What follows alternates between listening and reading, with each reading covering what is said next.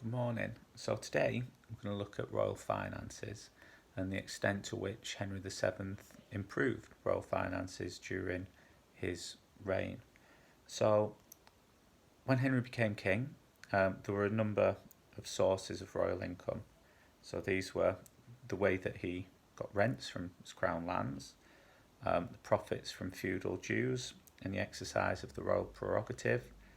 There were customs revenues, there were pensions from other sources, so for example the French pension, which he managed to get after the Treaty of Etaples, which we've looked at, profits from justice and other sources of extraordinary revenue. So the traditional view of Henry VII that he was some sort of tight-fisted old miser, this has been reassessed in recent years as people have sort of pored over the account books and realised that he did actually have quite a few extravagant expenditures, so things such as money on harpists and dancers, and he was quite a gambler as well, although albeit he wasn't a particularly good gambler. So Crown lands, first of all. Crown lands were the main source of a king's income. The king was by far the largest landowner in the land, and the king was expected to live off his own. So he was expected to live off the profits that he would raise from this position he had as the largest landowner in the country. So this is a form of ordinary revenue, and he was quite lucky, I guess, in that royal revenues had increased quite significantly over the course of the reign of Edward IV.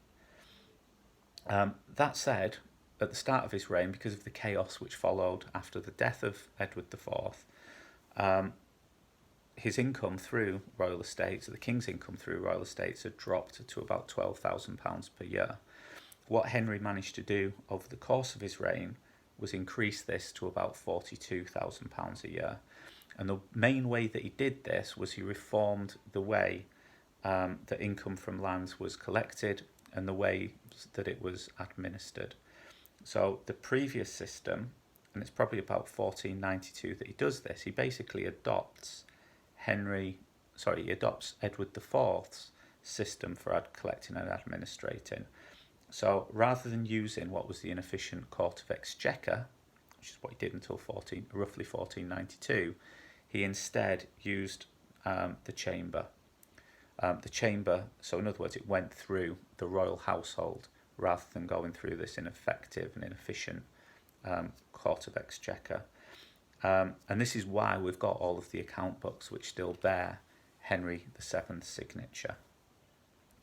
So other sources of income, we have the profits from feudal dues and the way that he exercised the royal prerogative. So this is things like profits from wardships, where it would look after a young ward and be able to exploit the money available to them and sell marriage rights as well. And Parliament also granted feudal aid in 1504.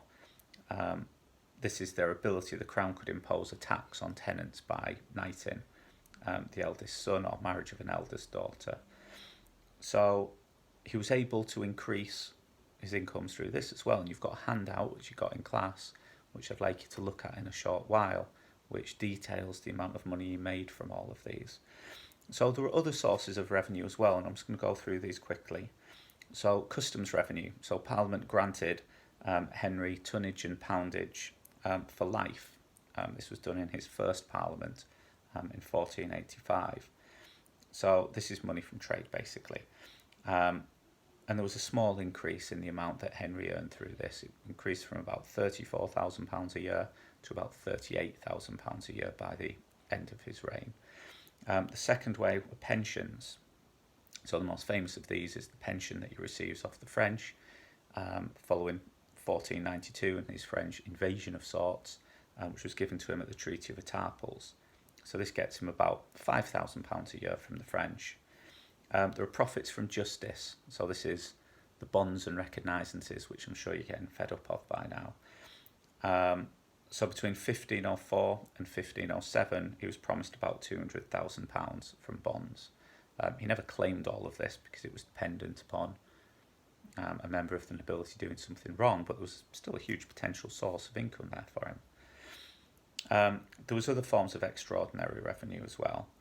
So he received about £400,000 over the course of his reign from parliamentary taxes, which are the most profitable way of or form of extraordinary revenue, I guess.